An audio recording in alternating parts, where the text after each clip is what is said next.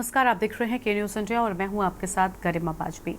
बात करते हैं पाप के अयोध्या कांड की। जी हां, उत्तर प्रदेश के अयोध्या में नाबालिग से गैंगरेप का मामला गर्मा गया है। भारतीय जनता पार्टी ने इस मामले को जोरदार तरीके से उठाया है। समाजवादी पार्टी नेता मोहित खान के इस घटना में सीधी संलिप्तता के बाद से पार्टी आक्रामक है। सामूहिक बलात्कार के शिकार नाबालिग लड़की के परिजनों से मिलने के लिए भारतीय जनता पार्टी का एक प्रतिनिधिमंडल रविवार को अयोध्या पहुंचा। अयोध्या के पूर्व महापौर ऋषिकेश उपाध्याय ने कहा कि भाजपा प्रतिनिधिमंडल ने गैंगरेप के शिकार नाबालिग लड़की के परिजनों से मुलाकात की है। बीजेपी प्रतिनिधिमंडल में यूपी के पिछड़ा वर्ग कल्याण मंत्री नरेंद्र कश्यप, राज्यसभा सांसद बाबूराम निषाद और सदर विधायक वेद प्रकाश गुप्ता मुख्य रूप से मौजूद रहे। इसके अलावा भाजपा महानगर जिलाध्यक्ष कमलेश श्रीवास्तव और भाजपा जिलाध्यक्ष संजीव सिंह भी भद्रसा पहुंचे। सभी नेताओं ने पीड़ित परिवार से मुलाकात कर उन्हें मदद का भरोसा दिलाया है। और दूसरी ओर राष्ट्रीय बाल आयोग ने अयोध्या में नाबालिग से गैंगरेप केस में स्वतः संज्ञान लिया और आयोग ने लड़की की गोपनीयता को बनाए रखने और आरोपी सपा नेता पर कार्रवाई करने की बात कही है। इस पूरी घटना को लेकर आयोग ने गंभीरता दिखाई और इससे सपा नेता की मुश्किलें बढ़ती तय मानी जा रही हैं। बताते चलें कि इससे पहले इस मामले में शनिवार को रेप के मामले में मुख्य आरोपी सपा नेता मोहित खान पर अब बुलडोजर एक्शन हुआ था। मोहित खान की बेकरी समेत प्रॉपर्टी का ये एक्शन हुआ था और शुक्रवार को ही राजस्व विभाग ने आरोपी की संपत्ति की पैमाइश की थी और आज फिर से राजस्व विभाग की टीम यहां पर भारी फोर्स के साथ में पहुंची और बुलडोजर की कार्रवाई की है। मोहित खान पर तालाब और कब्रिस्तान के साथ कई सरकारी जमीनों पर अवैध कब्जा करने का भी आरोप है। तो वहीं रेप मामले में सुलह न करने पर पीड़ित परिवार को सपा नेताओं के द्वारा जान से मारने की धमकी भी दी गई थी और पीड़िता को यह धमकी अस्पताल में दी गई। परिजनों को सुलह न करने पर धमकी देने के मामले में समाजवादी पार्टी के नेता और नगर पंचायत भदरसा के चेयरमैन मोहम्मद राशिद, सपा नेता जय सिंह राणा और एक अन्य के खिलाफ भी मुकदमा दर्ज हुआ है। दरअसल गैंगरेप की ये घटना अयोध्या के पूरा कलंदर थाना क्षेत्र की है, जहां एक नाबालिग से दुष्कर्म के बाद आरोपियों ने उसका अश्लील वीडियो बना लिया, फिर लंबे समय तक उसे ब्लैकमेल करके बारी बारी रेप करते रहे। और इस मामले का खुलासा तब हुआ जब पीड़िता 2 महीने की गर्भवती हो गई।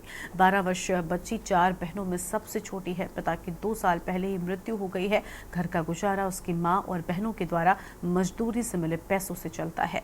बताते चले कि पीड़िता के परिजनों ने पुलिस के इस मामले की शिकायत की, लेकिन आरोप है कि शुरू में इस पर कोई एक्शन नहीं लिया गया। बाद में जब हिंदू संगठनों के साथ निषाद पार्टी के लोगों ने गुस्सा दिखाया तो पुलिस ने सपा के भदरसा नगर अध्यक्ष मोहित खान और उसकी बेकरी पर काम करने वाले राजू को गिरफ्तार कर लिया है।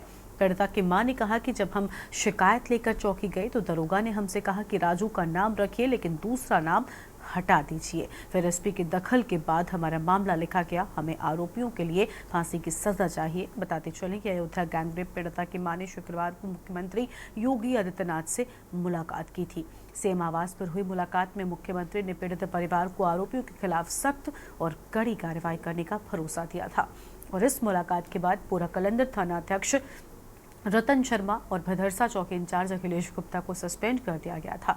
सपा नेता पर बुलडोजर एक्शन के बाद सपा प्रमुख अखिलेश यादव की प्रतिक्रिया सामने आई है। एक्स हैंडल पर उन्होंने कहा कि कुकृत्य के मामले में जिन पर भी आरोप है उनका डीएनए टेस्ट कराया जाए। आरोप सच हो तो कानून के हिसाब से दोषी को सजा दी जाए और अगर आरोप झूठे साबित हो तो सरकार के शामिल अधिकारियों पर कार्रवाई की जाए। वहीं बसपा सुप्रीमो मायावती ने सरकार द्वारा की गई कार्रवाई का समर्थन किया।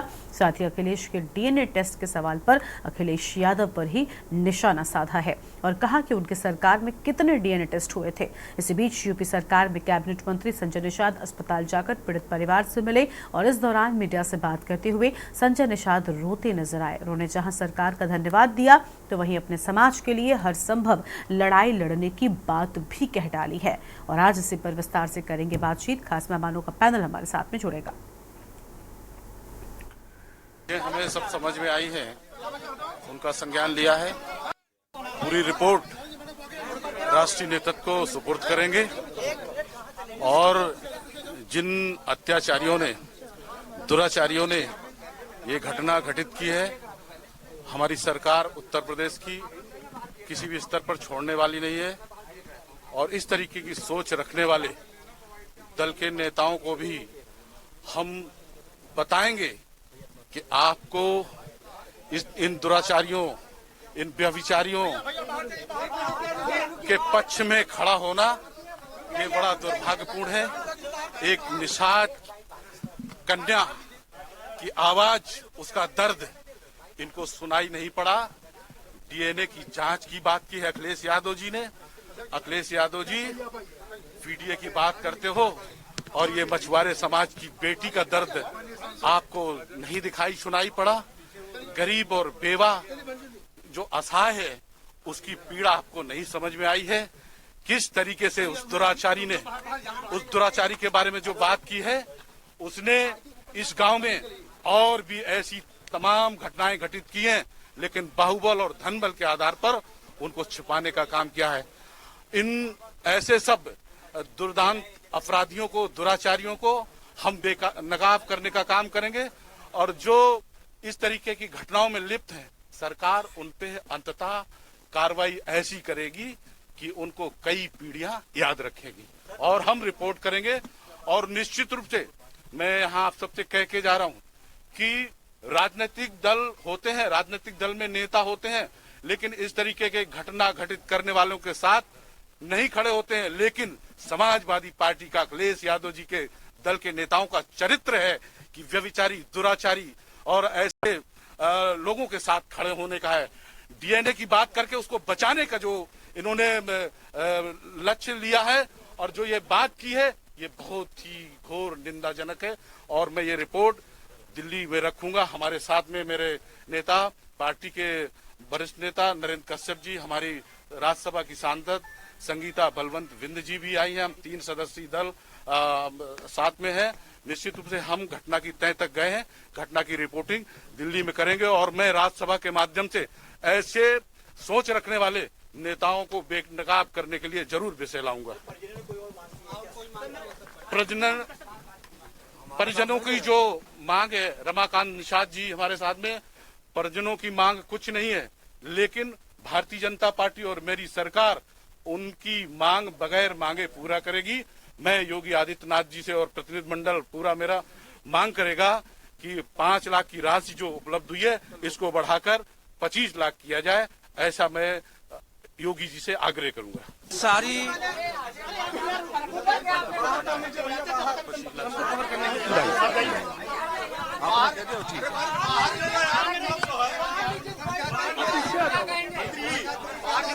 सारी घटना के बारे में भारतीय जनता पार्टी के हाई कमान के निर्देश के अनुसार आज हम लोग इस घटना की जानकारी ले रहे हैं।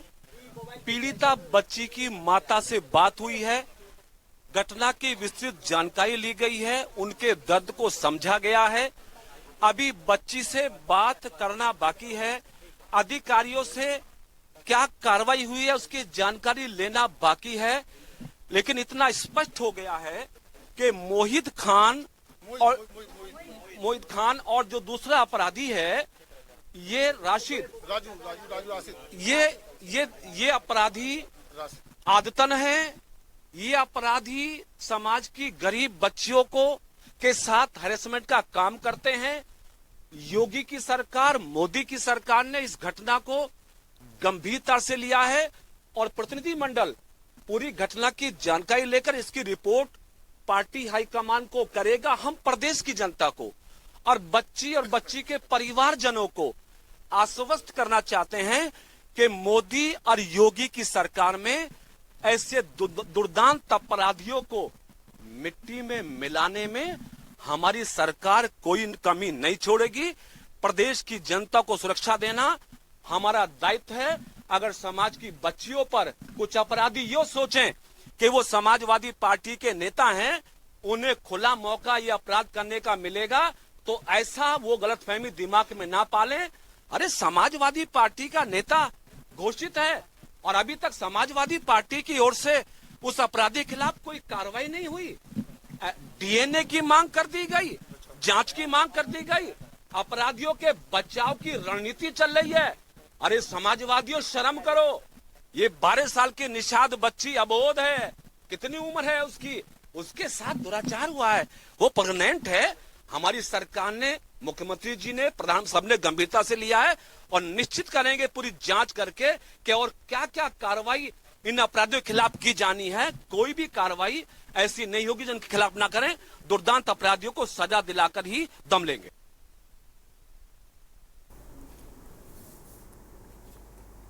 और इसी मुद्दे पर विस्तार से बातचीत करेंगे। खास मेहमानों का पैनल हमारे साथ में जुड़ चुका है।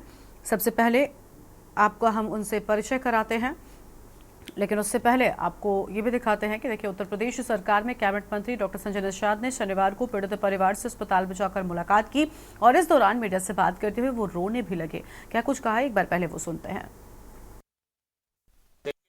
मैं आप समाचार सभी इलेक्ट्रॉनिक के माध्यम से मैं इतना कहूँगा कि अखिलेश का पीडीए आज यहाँ झूठा है और हम निषाद समुदाय का नेतृत्व करते हैं। निषाद अति पिछड़ा है और अनुसूचित भी है। ऐसे में महिला अबला भी है और महिला हमारे यहाँ पूजनीय है, उसके साथ अत्याचार हो और पीडीए का नारा देने वाले और अयोध्या में जीत का पीठ थपथपाने वाले, लगता है कि इन अपराधियों के सहारे उनकी जीत हुई है। अपराधियों को बचाने के लिए आज सपा और कांग्रेस जो पीडीए का नारा देने वाली है उनका मुंह नहीं खुल रहा है।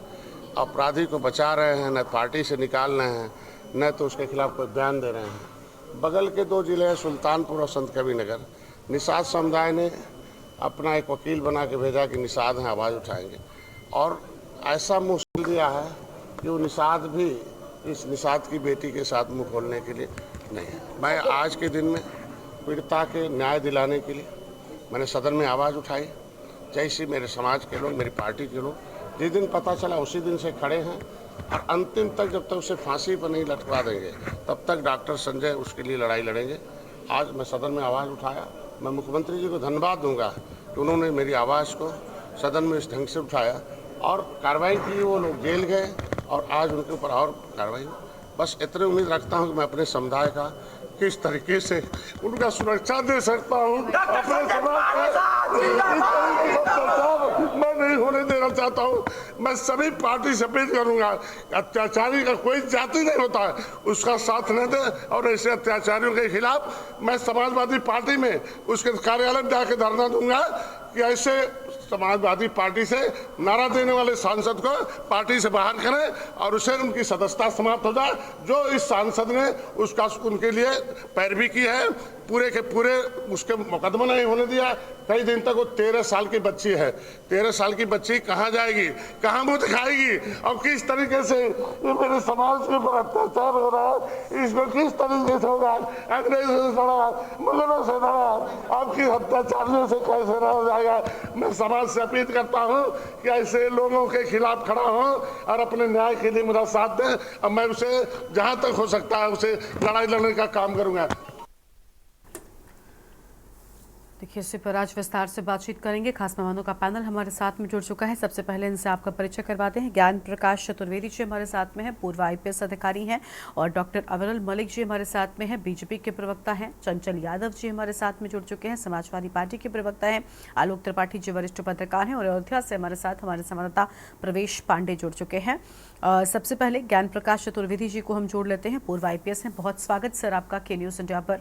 ज्ञान प्रकाश जी, हम जानना चाहेंगे कि देखिए, जो पूरा मामला सामने आया है उस पर बड़ा एक्शन हो चुका है, सरकार भी पूरी तरीके से एक्टिव नजर आ रही है, लेकिन क्या कहेंगे आप, क्या देरी हुई थी कुछ एक्शन में? क्योंकि पहले मैंने जब रिपोर्ट दिखाई, कुछ तस्वीरें दिखाई अपने दर्शकों को, तो ये सामने आया कि जब पीड़िता लिखाने पहुंचे रिपोर्ट तो उससे कहा जा रहा था कि एक नाम तो ठीक है, लेकिन जो सपा नेता का नाम है उसको हटा लिया जाए। तो कहीं ना कहीं शासन स्तर पर भी, पुलिस महकमे में भी ऐसी गलतियां होती हैं और अखिलेश यादव तो ये तक कह रहे हैं कि जांच कराई जाए। एक तरफ अगर DNA सही साबित होता है तो जो जिम्मेदार है उसको सजा मिलेगी, लेकिन अगर नहीं होता है तो जो शामिल अधिकारी हैं उनको सजा दी जाए। तो इस पर आप क्या कुछ कहना चाहेंगे? देखिए, सबसे पहले तो तुरंत दोषी ठहरा देना बहुत आसान नहीं है। हाँ। पुलिस का ये कहना कि दूसरा नाम हटा दे, पुलिस के भी अपने स्रोत होते हैं। मैं ये नहीं कहता पुलिस को क्लीन चिट दे रहा हूँ या क्लीन चिट नहीं दे रहा हूँ।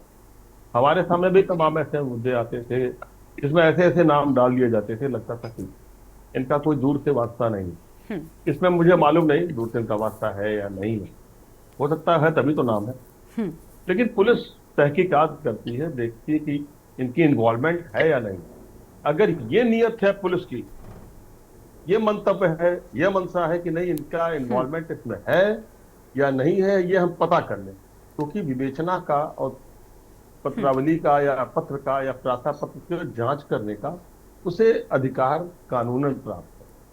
अब उसमें उन्होंने क्या किया, जांच की या नहीं की, या ढिलाई की या था तो उसे टालने की कोशिश की, ये तो जांच का विषय है और जांच हो भी रहा होगा।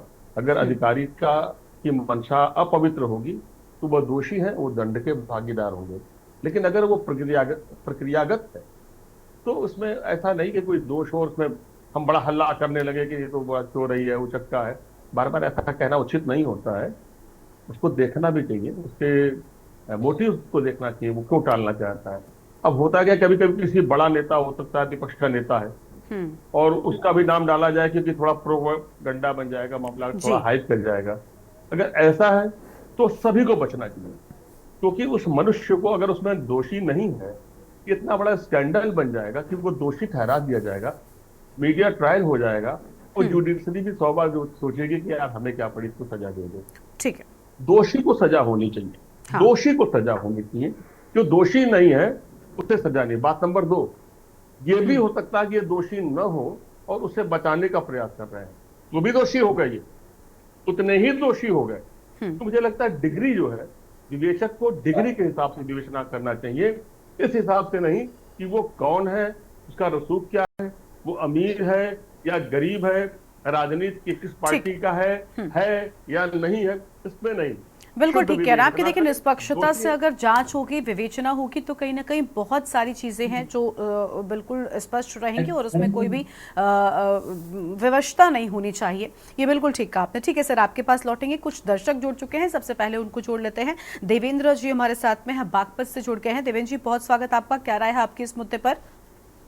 जी, हमारी राय इस मुद्दे पर ये है, जो नाबालिग लड़की है उसके साथ जो घटना होती है उसके बयान ही सर्वोपरि हैं। 161, 164 के जो बयान होते हैं वे बयान ही उसके सर्वोपरि माने जाते हैं। लड़की का नाम भी गोपनीय रखा जाता है और वो केस जो है उस लड़की का जो एक जीवन का मरण का प्रश्न है, उसकी बजाय डीएनए टेस्ट की जो बात आ रही है, इसके हम घोर विरोधी हैं और लड़की को हम न्याय दिलाने के लिए तैयार हैं, क्योंकि जनता जनार्दन सब जानती है। जो राजनीति करने वाले हैं वे राजनीति करने वाले से उन्हें बाज आना चाहिए। ऐसे मुद्दे पर राजनीति नहीं होनी चाहिए। ये बच्ची के जीवन और उस परिवार का हम तो साधुवाद देते हैं, जिस परिवार अपनी लड़की के साथ खड़ा होकर आवाज उठाई, उस परिवार को धन्यवाद देना चाहिए। ताकि इतनी आवाज नहीं उठेगी तो अपराधी सुरक्षित रहेंगे, आवाज उठी तो अपराधी पकड़े गए और अपराधी को पकड़ने में हमारी भूमिका होनी चाहिए। अपराधी ना हो दुनिया में तो ये लड़की सुरक्षित रहेंगी। अपराधी से बचाना हमारा काम है, हमारी संस्कृति को बचाना अपना काम है। ये हमें इस राजनीति से दूर रह के भी हमें ये काम करने हैं। तो मैं आपसे ये रिक्वेस्ट करता हूँ, आप अपने चैनल के माध्यम से गरिमा जी दूर दूर तक आवाज पहुंचाओ, और अगर हमारी भी कहीं जरूरत है, कहीं भी किसी भी जिले में ऐसा अपराध होता है उसमें अपराधी बचने ना पाए। ठीक है, बहुत शुक्रिया आपका देवेंद्र जी हमारे साथ जोड़ने के लिए। एक और दर्शक हैं, श्याम सोनकर जी हमारे साथ में हैं कानपुर से। बहुत स्वागत आपका भी। क्या कहना चाहेंगे आप इस मुद्दे पर? श्याम सोनकर जी, आपको आवाज मिल रही है हमारी? देखिए, उनसे संपर्क टूट गया है। वापस अपनी चर्चा का रुख कर लेते हैं। खास मेहमान हमारे साथ में लगातार बने हुए हैं। अब शुरुआत करेंगे चंचल यादव जी के साथ में। चंचल जी, अखिलेश यादव जी ने डीएनए टेस्ट कराने की बात करती है। एक तरफ सत्ता पक्ष तो उनके इस बयान की निंदा कर ही रहा है, लेकिन आज बीएसपी सुप्रीमो ने भी कह दिया कि अखिलेश यादव के वक्त में कितने डीएनए टेस्ट हुए थे। आपको लग रहा है कि ऐसी मुश्किल घड़ी में, ऐसे मुश्किल वक्त में इस तरीके का बयान देना एक जिम्मेदारी भरा व्यक्तित्व जो उनका है उस पर शोभा देता है? देखिए गरिमा जी, सबसे पहली बात तो वो 3 चीजों को समझने की जरूरत है। भारतीय जनता पार्टी के लोग जो है सदैव जाति की राजनीति के, धर्म की राजनीति करते हैं। सदैव इनका एक काम रहा है कि जाति को जाति से लड़ाओ, धर्म को धर्म से लड़ाओ, बांटो और राज करो।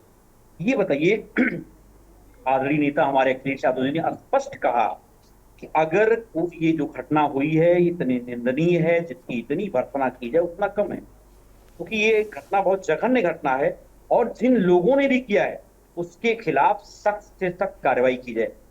इसके अलावा जो जिस तरीके से अभी आपने बताया कि पुलिस में जो कंप्लेन होने के लिए गई तो थाने के लोगों के द्वारा ही किसी एक का नाम निकालने की बात हो रही थी, तो ये सवाल है कि सोचिए पुलिस निष्पक्ष काम कर रही है क्या?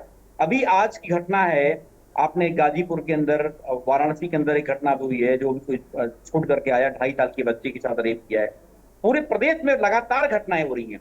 अभी आप लखनऊ में देख लो, अभी एक घटना वाराणसी में हुई, आपके कानपुर में प्रतिदिन घटनाएं हो रही हैं। और मैं आपको बता दूं, ये हालत सरकार का है कि केवल इनका एक काम है कि अपनी जो जो जिम्मेदारी है वो अपनी पूरी तरीके से निभा नहीं पा रहे हैं। आज इनके विधायक, इनके मंत्री इनके ऊपर विश्वास नहीं कर रहे हैं, आदरणीय मुख्यमंत्री के ऊपर किसी का कोई इकबाल नहीं रहा। और उत्तर प्रदेश की जनता का तो एकदम भरोसा खत्म हो चुका है, लोग इस बात के लिए कह रहे हैं। दूसरी बात मैं कहना चाहता हूं कि आपको इसकी निष्पक्ष जांच कराने के लिए हमारे नेता आदरणीय अखिलेश यादव ने स्पष्ट कहा है कि अगर जो दोषी है उसको आप फांसी पर चढ़ा दो, कोई दिक्कत नहीं है। लेकिन इस तरीके से जाति को जाति मत, अभी आपने देखा होगा जिस तरीके से नाम सामने आते जा रहे हैं, दोषी है, ये तो एक बहुत लंबी प्रक्रिया है। चंचल जी, आप ठीक कह रहे हैं, कोई दोषी है, लेकिन इस तरीके का बयान। पवन यादव और अरबाज खान, हाँ, अरबाज खान ये दोनों सद्भावना वाले लोग हैं, इन लोगों ने कांड किए। सर, इतने बड़े बड़े नाम आपकी पार्टी के शामिल हो रहे हैं, इतने बड़े बड़े नाम सामने आ रहे हैं, तो कुछ तो होगा ना। अभी जैसे कि ज्ञान प्रकाश चतुर्वेदी जी ने भी यही बात कही कि ऐसा नहीं है कि कोई अपने मन से नाम लगता है, किसी को कोई फर्क नहीं पड़ा है। और अगर इतना बड़ा एक्शन हुआ है, बुलडोजर का एक्शन हुआ है, बेकरी का ध्वस्तीकरण किया गया है, तो और एक ही नाम पर सीमित नहीं रहा मामला, अब तो बढ़ते जा रहे हैं और मामले जो है निकलकर सामने आ रहे हैं और नाम निकलकर विस्तार से सामने आ रहे हैं।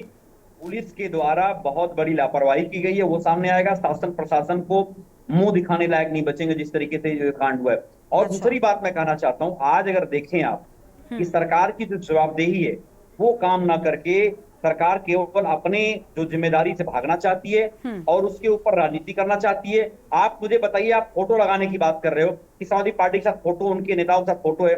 आप मुझे बताओ, आसाराम बापू जी के साथ में फोटो किसकी है? प्रधानमंत्री जी से लेकर बीजेपी के शीर्षस्थ नेताओं की फोटो है। आसाराम जी से शक्ति किसको मिलती थी?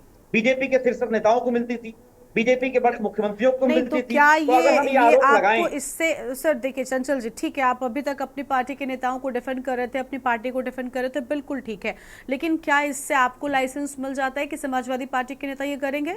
आसाराम आज कहाँ पर हैं? आदरणीय प्रधानमंत्री आसाराम आज कहाँ पर हैं? ये बात मैं नहीं कर रहा, अगर प्रधानमंत्री जी करते हैं। हाँ ठीक है, ठीक है, ठीक है, लेकिन जो हो गया, क्या उसके बाद आपको भी लाइसेंस मिल जाता है वही करने का? और आसाराम की अगर आप उदाहरण यहाँ पर दे रहे हैं तो आपको पता है कि वो कहां पर है और बीजेपी के शासनकाल में उनको सजा हुई है। से पहले उस परिवार को 20 लाख की कम से कम आर्थिक मदद करें। कितने पैसे दे दिए आपने? बताओ। जो काम करना तो काम तो कर नहीं पा रहे हो आप, न तो उसको न्याय मिल पा रहा है। और नहीं तो मैं बता दूं, सर न्याय के लिए तो काम कर रहे हैं, न्याय के लिए तो अभी एक्शन हो तो रहा है ना। उनका डेलीगेशन मुलाकात करने के लिए पहुंचा है, आर्थिक मदद लगातार दी जा रही है, बातचीत। सबसे पहले तो न्याय की बात आती है ना, मदद तो सर उसके बाद भी होती रहेगी, पहले तो उस बच्ची को सबसे बड़ी मदद न्याय मिलना है। ठीक है चंचल जी, लौटेंगे आपके पास में। बीजेपी के प्रवक्ता हमारे साथ में अविरल मलिक जी हैं, बहुत स्वागत सर आपका भी। अविरल जी कह रहे हैं कि भाई न्याय नहीं मिल पा रहा है। जी नहीं, देखिए ये कह रहे हैं कि भारतीय जनता पार्टी के द्वारा क्या किया गया, ये काम नहीं कर रही है सरकार। तो ये तो कर रहे हैं ना अपना काम, ये तो कर ही रहे हैं। अपराधी का, आरोपी का समर्थन कर रहे हैं, उसे बचाने का काम कर रहे हैं, पूरा प्रयास कर रहे हैं, भरपूर प्रयास जितना इनके नेता कर सकते हैं, किस प्रकार से अपराधी को बचाया जाए, आरोपी को बचाया जाए। तो इनकी क्या मंशा है वो स्पष्ट हो चुकी है और जनता जानती है। और भारतीय जनता पार्टी ने क्या कुछ किया उसका प्रमाण आपसे हमें नहीं चाहिए। जनता जानती है कि किस तरीके से अपराधियों के ऊपर हमने कार्रवाई की है, आरोपियों के ऊपर हमने कार्रवाई की है, भ्रष्टाचारियों के ऊपर हमने कार्रवाई की है, गुंडों के ऊपर हमने कार्रवाई की है। ये सबको मालूम है। के खिलाफ आपने ठीक है, चंचल जी बीच में नहीं, चंचल जी मैं आऊंगी आपके पास तब बोलेगा, बीच में नहीं। जी मेरी आवाज आ रही है? हाँ अविरल जी ठीक है, जल्दी से अपनी बात को पूरा कीजिए। जी देखिए, भारतीय जनता पार्टी की सरकार के ऊपर सवाल खड़े कर रहे हैं। सबसे पहले अपने गिरबान में झांक कर इन्हें देख लेना चाहिए कि किस प्रकार से इनके नेता अखिलेश यादव उस व्यक्ति का समर्थन कर रहे हैं और किस लिए कर रहे हैं, वोट बैंक के लिए कर रहे हैं। ये वोट बैंक के आधार पर चलने वाले लोग हैं, इन्हें वोट बैंक सर्वोपरि ये लोग मानते हैं, इनके लिए वोट सर्वोपरि है, वोट बैंक सर्वोपरि है। ये राजनीति को सर्वोपरि मानने वाले लोग हैं, ये जनहित सर्वोपरि नहीं मानते हैं, ये सबको मालूम है। ये एक वर्ग का साथ, एक वर्ग का विकास करने वाले लोग हैं, ये एक वर्ग के ही साथ खड़े होते हैं हमेशा, ये भी सबको मालूम है। और उसी वर्ग के साथ ये आज भी खड़े हैं और सदा खड़े रहेंगे, चाहे वो अपराध भी कर ले, क्योंकि वहां इनका वोट बैंक है। ठीक है सर, ठीक है, आपके पास लौटेंगे। कुछ दर्शक हमारे साथ में हैं, सबसे पहले उनकी राय जानते हैं। श्याम सोनकर जी हमारे साथ में एक बार फिर से जुड़ चुके हैं कानपुर से। आवाज मिल रही है श्याम जी आपको? जी मिल रही आवाज जी, क्या कहना चाहेंगे आप इस मुद्दे पर? गर्मा जी, मैं ये कहना चाहता हूँ, अभी टीवी में स्लोगन चल रहा है अयोध्या का पाप। तो कोई मुसलमान अगर घटना कर देता है तो पाप हो जाता है, और जो सब इतनी घटनाएं दूसरे लोग कर रहे हो, क्या पुण्य का काम कर रहे हैं? नहीं, आप इस पे जरा थोड़ा भी पूछिए लोगों से, जो आपके वहाँ चैनल में लोग बैठे हैं, इतना प्रोपेगेंडा बना के टीवी में, कि हम लोग सब यही देखने के लिए बैठते क्या टीवी को? ठीक है सर, बहुत शुक्रिया आपका अपनी राय रखने के लिए। हमारे साथ में कुछ और दर्शक भी हैं। कल्पना हमारे साथ में है जम्मू से। बहुत स्वागत कल्पना जी, आपका भी आवाज मिल रही है, आपको क्या कहना चाहेंगे आप? मैं ये कहना चाहती हूँ, आपके टीवी चैनल के माध्यम से शिवपाल यादव जी, अखिलेश यादव जी, उस लड़की की, उस बालिका की देखिए क्या इस टाइम हालत है। उसकी तुलना मैं एक नीलकंठ से कर रही हूँ, भगवान शिव से, जिसने समाज का जहर, इन समाजवादी पार्टी के गुंडों का जहर अपने गले में रखा है। ना वो निकल सकती है, ना वो इसे फेंक सकती है। कैसे कहते हैं आपकी डीएनए टेस्ट हो? शर्म आनी चाहिए आपको। यूपी की जनता को सचेत रहने की जरूरत है। इनकी कुछ सीटें क्या पार्लियामेंट में, संसद में आ गई, मनचलों ने और इनके गुंडों ने यूपी को अब डराना और धमकाना शुरू कर दिया है। ठीक है सर, ठीक है, ठीक है मैम, बहुत शुक्रिया कल्पना जी आपका अपनी बात रखने के लिए। तो देखिए, मोहित खान की बेकरी पर बुलडोजर चल गया है और अयोध्या कांड को लेकर हम लगातार विस्तार से बातचीत करें। फिलहाल एक छोटे से ब्रेक के लिए यहाँ पर रुकते हैं, चल लौटेंगे। आप देख रहे हैं के न्यूज, खबरों का सारथी।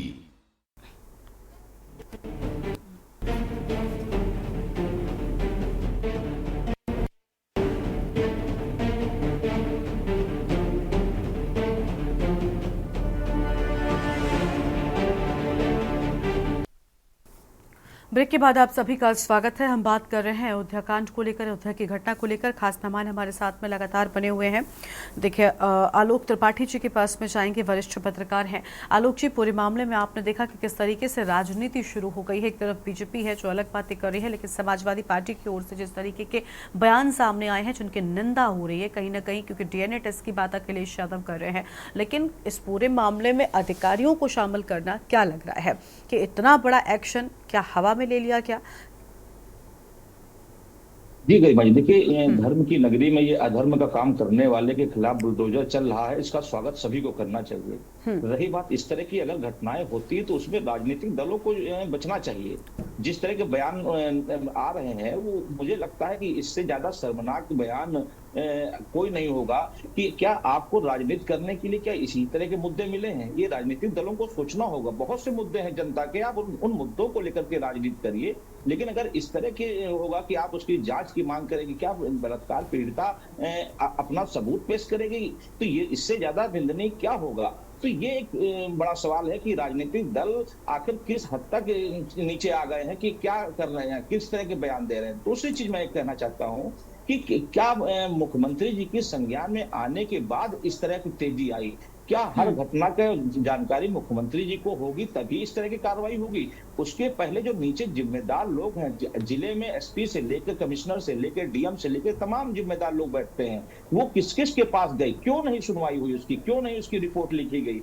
ये सवाल खड़ा होता है कि आखिर पीड़िता को न्याय लेने में इतनी देरी क्यों हुई, इसके जिम्मेदार कौन है, उनके खिलाफ क्या एक्शन ले रही है सरकार, ये सवाल होता है। तो सवाल तो आप तमाम हैं, आप ये देखिए ना कि कितने मामले होंगे जो मुख्यमंत्री तक पहुंचते होंगे। आज भी बहुत इतने जिले में घटनाएं होती होंगी जिनका मुख्यमंत्री कार्यालय या मुख्यमंत्री तक संज्ञान ही नहीं मिलता है। तो क्या उनको न्याय मिल रहा होगा? क्योंकि इस तरह की घटनाएं जो नीचे लेवल के अधिकारी हैं या नीचे लेवल के जो लोग काम करते हैं वो उनको छुपा लेते हैं, वो नहीं चाहते कि मामले उभरे। और ये मामला चूंकि निकल के आया तो पता चला, वरना शायद मुझे लगता है कि इसको भी न्याय नहीं मिलता, ये वहीं भटकती रहती। तो ये एक बड़ी घटना है। इस तरह की घटनाएं आए दिन हो रही हैं, तो सरकार को चाहिए कम से कम जो जनता दर्शन जिस तरह माननीय मुख्यमंत्री जी लगाते हैं, उन्होंने कहा भी है कि जिलों में भी जनता की समस्याओं को सुनिए, तो आखिर वो जो लोग जिम्मेदार पदों पर बैठे हैं वो क्या समस्याएं सुन रहे हैं, क्या उनका निस्तारण सही कर रहे हैं कि नहीं। अगर आप फरियादियों की न्याय नहीं दिला पाएंगे तो आप जिम्मेदारी के पद पे बैठने का मतलब क्या है? तो ये बड़ा सवाल है। चूंकि भारतीय जनता पार्टी की सरकार है और Bharatiya Janata party zero tolerance नीति की बात करती है, भ्रष्टाचार की मुक्त की बात करती है, तो उसमें अगर उनके अधिकारी, उनके नीचे बैठे अधिकारी इस तरह का पलीता लगा रहे हैं तो ये सरकार के लिए कहीं ना कहीं चिंता का विषय है और सरकार को बिल्कुल। और देखिए इस मामले में स्थिति क्लियर भी करनी चाहिए, क्योंकि अगर ऐसा नहीं होता है तो अधिकारी भी अगर गलती कर रहे हैं तो ये सवाल भी बीजेपी से ही पूछा जाना चाहिए था कि भाई उनके शासनकाल में ऐसा अधिकारी कैसे कर पा रहे हैं। ठीक है सर, आपके पास लौटेंगे आलोक जी। कुछ मेहमान जुड़ चुके हैं, दर्शक हैं हमारे चंद्र प्रकाश जी कुरुक्षेत्र से, उनको भी जोड़ लेते हैं। चंद्र प्रकाश जी, क्या कहना है, पूरी राय क्या है आपके इस मामले पर? चंद्र प्रकाश जी, आवाज मिल रही है आपको हमारी? देखिए चंद्र प्रकाश जी की आवाज नहीं मिल पा रही है, उनसे संपर्क टूट गया है।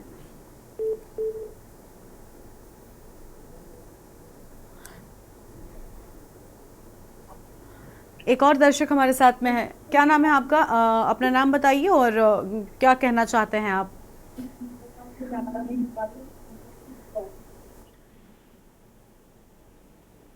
आवाज मिल रही है आपको?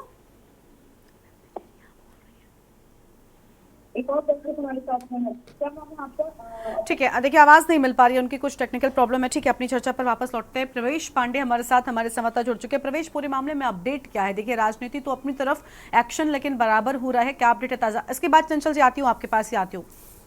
ठीक है, प्रवेश जी को सुन ले बस। सदस्यीय डेलीगेशन था, वो आज पीड़ित के परिवार पहुंचा था। मैं उसी पीड़ित के घर पे मौजूद हूँ। ये पीड़ित का घर है जहाँ पे मैं मौजूद हूँ। और मैं आपको दिखाना चाहूंगा कि जो पीड़ित की सुरक्षा के लिए बाकायदा जो सुरक्षा भी चाक चौबंद कर दी गई है, सुरक्षा कर्मी भी यहाँ पे मौजूद है।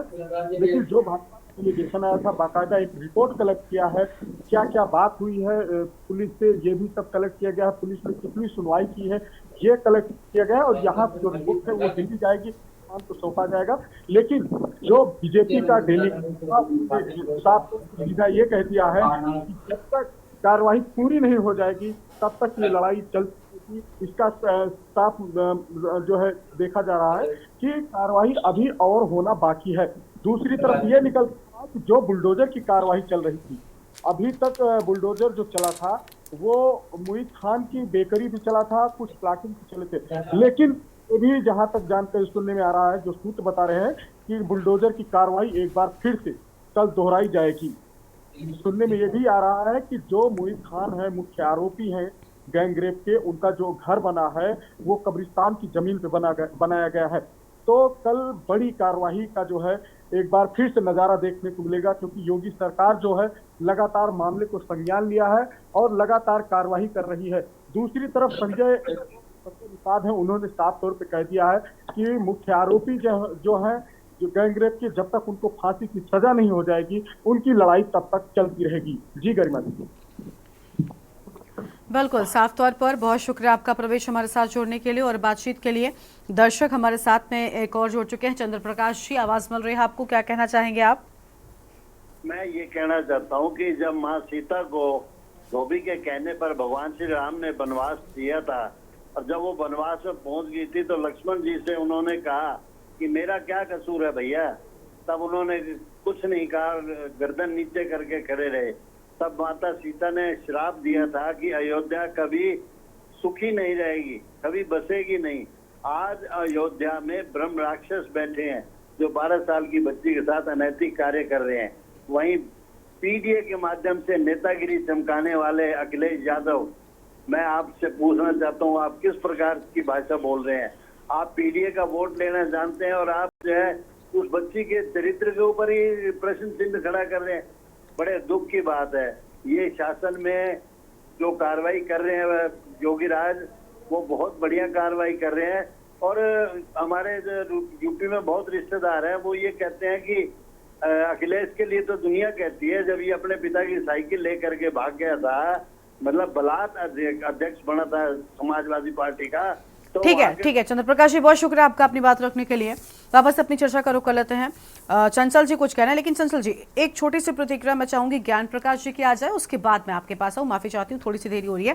ज्ञान प्रकाश जी, अभी देखिए जिस तरीके से लगातार अधिकारियों को लेकर सवाल उठाए जा रहे हैं, आपको नहीं लगता कि कहीं ना कहीं कार्यशैली पर सवाल उठाना इतनी जल्दी ये गलत होता है? आपने भी यही कहा कि देखिए विवेचना होती है, कोई यूं ही नाम नहीं डालता। अगर FIR हुई है, अगर पूरी चार्जशीट तैयार हुई है, इतना बड़ा एक्शन हो गया है, तो कम से कम विवेचना के बाद ही ये सब कुछ हुआ होगा। गरिमा जी बिल्कुल सही कहा। मैं 2-3 बातें प्रश्न से अतिरिक्त कहना चाहता हूँ, इजाजत अगर आप इजाजत बिल्कुल सर, बिल्कुल। पहली बात तो यहाँ जितने भी महान नेता बैठे हुए हैं, मैं किसी भी नेता को बड़ा महान मानता हूँ, क्योंकि अगर मैं नेता शब्द का प्रयोग करता हूं तो भारत का कोई नेता मेरे सामने उसकी छवि नहीं आती है, और सिर्फ एक छवि आती है, वो नेताजी सुभाष चंद्र बोस की आती है। वो लोग तो उसको छू नहीं पाएंगे लोग, लेकिन सभी नेताओं को मैं यही कहता हूँ, देखो बेटी को बेटी ही रहने दे, कोई नाम न, कोई जात न दे। अच्छी बात है, बेटी तो बेटी है ना, कोई निषाद की बच्ची है, किसी पिछड़ेपन की बच्ची है, किसी ब्राह्मण, बेटी तो बेटी है, नाम न दे। बेटी को बेटी ही रहने दे, किसी की बेटी है, मेरी बेटी, मेरी भी बेटी है। अगर हम उसको नाम दे रहे हैं तो ये तो बड़ा है हमारी शिक्षा व्यवस्था पे, हमारी सोच पे, हमारी संस्कृति पे बड़ा एक कुठाराघात हो जाएगा। ये मेरा अनुरोध है। बात नंबर 2, जो मैंने कहा कि डीएनए, एक बात भी उठ के आ रही है, बड़ी प्रैक्टिकल अप्रोच के साथ आ रही है। डीएनए की इस पर डिस्कस कोई नहीं कर रहा, डीएनए करा दिया जाए, डीएनए करा दिया जाए। डीएनए में मुझे आपके अभी माध्यम से पता चला कि बच्ची को 2 माह का गर्भ हो चुका है, तो उस डीएनए में वही तो आएगा जो उसका जैविक पिता होगा, बाकी लोग का तो आएगा नहीं। बिल्कुल। और हो सकता है वो बच्ची के 164 के बयान में आए कि नहीं, इन लोगों ने भी बलात्कार किया, तो क्या उन्हें डीएनए में ना बनाने से क्लीन चिट दे देगी पुलिस? और पुलिस अगर क्लीन चिट दे देगी ना, अदालत उल्टा टांग देगी पुलिस को। 164 का बयान होगा, ऐसे पक्का होगा।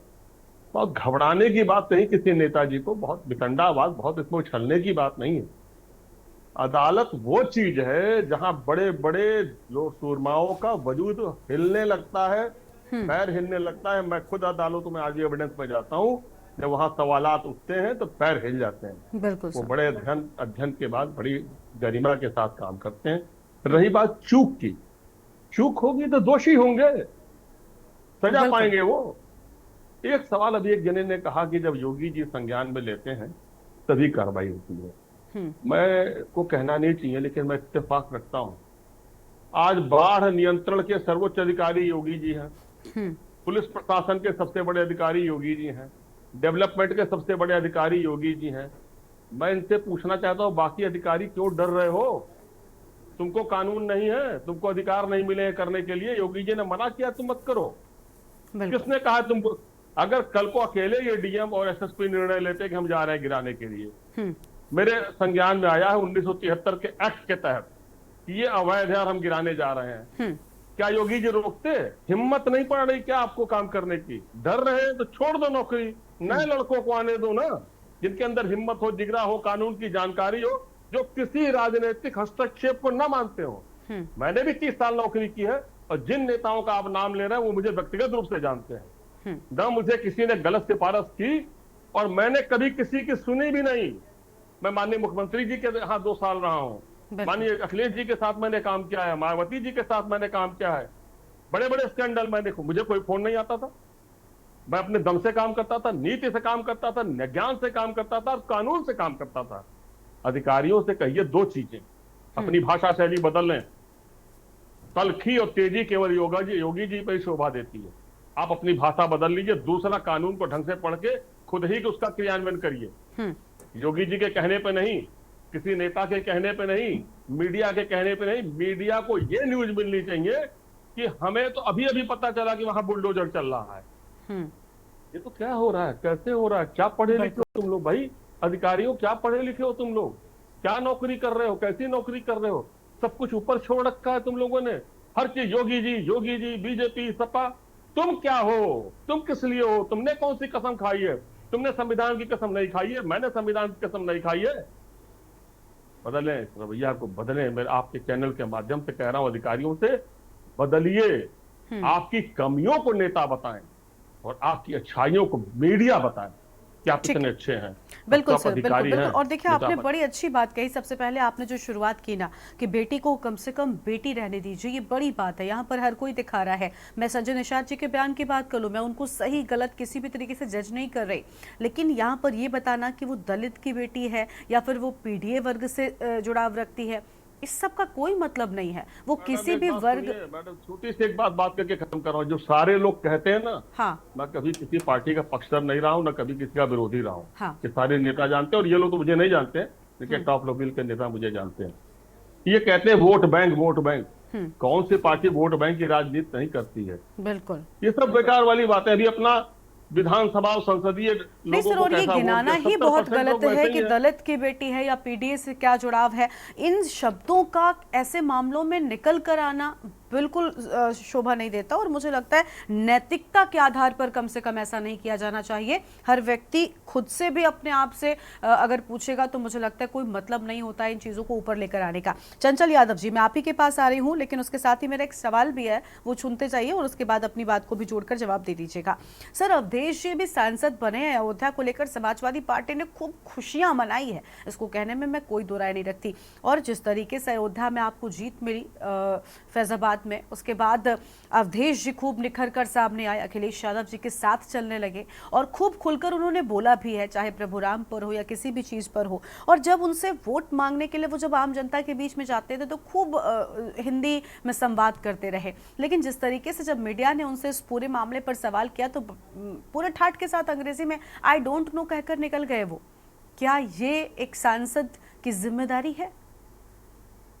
देखिए, यही तो चिढ़ है बीजेपी के लोगों को, यही तो उनको चिढ़ है, यही तो परेशानी है। सॉरी चंचल जी, मैं रोक रही हूँ आपको, शुरू करते ही रोक रही हूँ, इसके लिए माफी मांग लेती हूँ, कंटिन्यू कर लीजिएगा। लेकिन बीजेपी के लोगों को ये चिढ़ नहीं है। ये सवाल आपसे बीजेपी के प्रवक्ता ने नहीं, मैंने पूछा है और ये मैं जानना चाहती हूँ।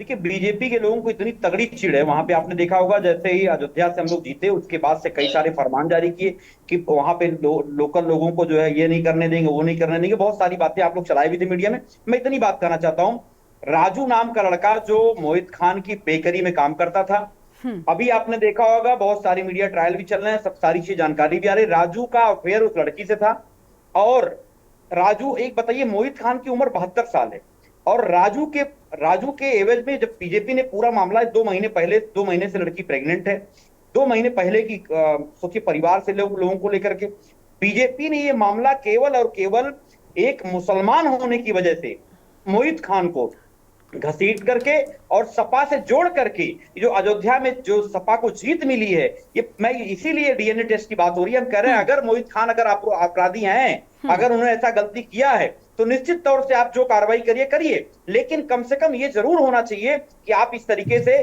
जिस तरीके से उनके यहाँ एक लड़का जो नौकरी करता था, उस राजू नाम का लड़का था, वो हिंदू है। मैं हिंदू मुसलमान की बात नहीं कर रहा हूं, लेकिन ये बीजेपी के लोग जो हिंदू मुसलमान के एंगल से वो हिंदू मुस्लिम कराना चाहते हैं, ये इनकी जो, और अभी जो घड़ियालू आंसू हमारे निषाद साहब रो रहे थे, अभी मऊ में घटना हुई, उसके अलावा देवरिया में घटना हुई, तब कभी नहीं गए, और ये रुमाल में वो भर के लेके चलते हैं लपेट करके, जो आंसू निकलने वाली वो लगाते हैं, उससे आंसू निकलते हैं, हर कोई जानता है उसके बारे में। सुनिए, तो ये वो लोग हैं जिनका एक तरीके से बस केवल दिखावा, इनका चाल चरित चेहरा ऐसा है कि केवल और केवल जो है धर्म को धर्म से, जाति को जाति का चश्मे से एंगल देख करके लड़ाने का काम करते हैं। मैं ये पूछना चाहता हूँ गरिमा जी, मुझे बड़ी ईमानदारी बताइए, अगर जब जांच होती है, जब मीडिया क्या नाम है, कोर्ट में ट्रायल होता है, हमारे जीपी सर यहाँ पे हैं और बड़ी पोस्टों पर रहे हैं, आपने देखा भी होगा, कोर्ट में डीएनए तो होगा ना, तो डीएनए की बात अगर राष्ट्रीय अध्यक्ष ने कही, इसमें बुराई क्या है? और हम कह रहे हैं कि अगर जांच अगर होने की बात हो रही है तो उसमें विपक्ष अपनी बात कर रहा है, जांच करके आप जो करिए, उसमें कोई दिक्कत नहीं है। और सरकार अभी तक क्या कर रही है? सरकार अभी तक क्या कर रही थी? और दूसरी बात, जो पुलिस का जो रवैया है और जो मिली भगत है, जब हमारे नेता आदरणीय राष्ट्रीय अध्यक्ष जी ने स्पष्ट कहा कि उस पीड़िता को कम से कम 20 लाख रुपए दिए जाए, जिससे कि उसको कम से कम लोग पैसे के माध्यम से उसको बहकाने का काम ना करें। देखिए पैसों की जो आर्थिक मदद की आप बात कर रहे हैं सर, ये मुद्दा ही नहीं है ना। क्या पहले प्राथमिकता आर्थिक मदद होनी चाहिए? मैं नहीं कह रही कि नहीं होनी चाहिए, बिल्कुल होनी चाहिए आर्थिक मदद, लेकिन सबसे पहले प्राथमिकता तो उसे न्याय दिलाना है ना। क्या आप 20 लाख या 50 लाख देकर किसी के दर्द को मिटा सकते हैं? किसी परिवार की इज्जत वापस दिला सकते हैं? ये आर्थिक मदद की का कोई मतलब नहीं है। इस पर बात होनी चाहिए, लेकिन बहुत बाद में। मैंने ये कहा 5 लाख आदरणीय मुख्यमंत्री ने दिया है सर, ये बात ही नहीं होनी चाहिए। आपको ये बात ही नहीं करनी चाहिए। अभी सबसे पहले प्राथमिकता ये होनी चाहिए कि उस बच्चे को न्याय मिले। आप सोचिए ना, अगर ये बच्ची हमारे आपके घर की होती, कोई क्या 50 लाख देकर भी इस दर्द को मिटा सकता है? तो ये मुद्दा नहीं है कि उसे कितनी आर्थिक मदद मिली और आर्थिक मदद के लिहाज से कोई उसे भटका देगा। सर, ऐसे तो फिर हर मामले में कोई ना कोई आर्थिक मदद के बहाने बयान बदलवा सकता है। ये मुद्दा नहीं है और कृपया करके उस चीज को मत उठाइए, ठीक है? बीजेपी के प्रवक्ता हैं, उनके पास जाते हैं जल्दी से। सर देखिए, वोट बैंक की बात अभी आपने अपने पहले जवाब में छेड़ी थी। आपको लग रहा है कि ये सारी चीजें बातचीत के लायक हैं? और अगर आपके अधिकारियों पर ये सवाल उठा रहे हैं, अभी फिलहाल सत्ता में आप है इसलिए मैं आपके अधिकारियों का शब्द इस्तेमाल कर रही हूं, तो अधिकारियों का काम इतना स्पष्ट क्यों नहीं है कि आज इनको ये मौका मिल गया कि इन्होंने अधिकारियों को भी कटघरे में खड़ा कर दिया? जी नहीं, सबसे पहले अपनी पार्टी के अंदर ये झांक कर देख ले, जिस व्यक्ति के साथ अयोध्या के सांसद घूमते हैं, उठते हैं, बैठते हैं, खाते हैं। अरे आसाराम बापू के साथ आपके सारे के सारे मंत्री विधायक घूमते हैं। चंचल जी, आप बहुत समझदार हैं और मैं आपसे इस तरीके की उम्मीद नहीं रखती हूँ। चंचल जी, सारी बातें एक तरफ, लेकिन आप समझदार प्रवक्ताओं में से मैं आपको गिनती हूँ। चंचल जी प्लीज, बीच में नहीं। चंचल जी प्लीज, चंचल जी प्लीज, आप बोल रहे थे वो नहीं बोले। चंचल जी, आखिरी वक्त है, बहुत कम समय है, 1-2 मिनट के बाद है, प्लीज। अविरल जी, अतीक अहमद को बताओ, 5 को ऐड के तहत। चंचल जी मैं कुछ कह रही हूँ, चंचल जी मैं कुछ कह रही हूँ आपसे, प्लीज प्लीज आप कम से कम इस चीज को मेंटेन रखिए। मैं आपको नहीं मानती उन प्रवक्ताओं में से जो बीच में बोलना शुरू कर देते हैं, तो प्लीज प्लीज मेरी बात मान लीजिए। इतना बोलिए जल्दी से अविरल जी, जल्दी से। जी देखिए, जिस तरीके से भारतीय जनता पार्टी के ऊपर आरोप लगा रहे हैं या इसमें राजनीति खेलने का प्रयास कर रहे हैं, ये बिल्कुल गलत है। इनकी मानवता मर चुकी है, इंसानियत समाप्त हो चुकी है इन समाजवादी पार्टी के नेताओं के अंदर। जिस तरीके इस विषय में ये वोट बैंक ढूंढ रहे हैं या राजनीति कर रहे हैं, आरोपी को जिस तरीके से बचाव देने का प्रयास कर रहे हैं, वो सबको नजर आ रहा है, हर व्यक्ति को नजर आ रहा है। क्यों कार्रवाई की मांग नहीं कर रहे हैं? अब तक इनका बयान क्यों नहीं आया? अभी तक ऑफिशियली कोई स्टेटमेंट इनका नहीं आया। और स्टेटमेंट क्या आता है? झूठ बोलने के लिए बैठा रखा क्या है? ठीक है, चलिए ठीक है। अविरल जी मैं आती हूँ। आलोक जी, आप प्लीज जल्दी से एक अंतिम प्रतिक्रिया दे दीजिए, क्योंकि देखिए राजनीतिक प्रवक्ताओं के बीच में तो राजनीतिक बातें ही होंगी और वही आरोप प्रत्यारोप वो बीजेपी को कोसते रहेंगे और वो सपा को। इससे आगे नहीं बढ़ पाएंगे। इस मुद्दे पर कोई बात भी नहीं करता कि बच्ची को किस तरीके से सही न्याय मिलना चाहिए, बस एक दूसरे की कार्यप्रणाली को सवालों में खड़ा करना। न्याय यदि मिलेगा तो हमारी सरकार। ठीक है अविरल जी, अभी रुक जाइए, उनको सुन लेते हैं, आलोक जी को। आलोक जी, मैं तो सुन रहा हूँ गरिमा जी, मैं देख रहा हूँ कि आखिर उस बच्ची का क्या दोष? मतलब राजनीतिक नेता अपनी रोटियां सेक रहे हैं, आप उसको सांत्वना के 2 शब्द बोलने के बजाय आप वहां वोट बैंक की राजनीति कर रहे हैं। ये सब क्या मतलब? यही राजनीति बची है इस देश में करने के लिए? जनता की समस्याओं को लेकर के कोई राजनीति नहीं है क्या? एक 12 साल की बच्ची के साथ इतनी बड़ी घटना हो गई, आप उस पर राजनीति कर रहे हैं। राजनीतिक नेता वहां रोटियां सेकने जा रहे हैं। कोई क्या बता रहा है कि वो मेरे समाज की है, कोई क्या बता रहा है, तो ये सब नहीं। लेकिन मैं कहता हूं, अगर वहां के जिम्मेदार अधिकारियों ने समय रहते उसकी बात को, उसकी पीड़ा को सुना होता तो शायद आज इतना बड़ा पखेड़ा नहीं होता। कम से कम सियासत तो नहीं हो रही होती जो अब इस पूरे मामले पर सियासत शुरू हो गई है। जी बिल्कुल। तो अगर स्थानीय लेवल पे इस तरह के जब मामले आते हैं, अगर स्थानीय लेवल पे इस तरह के मामलों का निस्तारण तुरंत हो जाए तो मुझे लगता है कि न्याय भी मिलेगा और सही न्याय मिलेगा, और इस तरह के जो राजनीतिक रोटियां सेकने वाले लोग हैं उनको मौका नहीं मिलेगा। लेकिन राजनीतिक पकड़ के मजबूत होने के चक्कर में वहां बिल्कुल, कहीं ना कहीं ये सारी चीजें होती हैं जिसके चलते इस तरीके के मामले बढ़ जाते हैं और फिर पूरे मामले में सियासत गरमा जाती है। बहुत शुक्रिया आप सभी का। ज्ञान प्रकाश जी, आपका भी बहुत शुक्रिया हमारे साथ आने के लिए और बातचीत करने के लिए। देखिए, डेलीगेशन ने पीड़ित परिवार से मुलाकात कर ली है, लेकिन इस अयोध्या कांड पर एक्शन भले ही हो रहा हो, लेकिन राजनीतिक दलों के जो रिएक्शन सामने आ रहे हैं वाकई वो शर्मनाक है। इस बुलेटिन में फिलहाल इतना ही। आप देखते रहिए के न्यूज़ इंडिया। नमस्कार।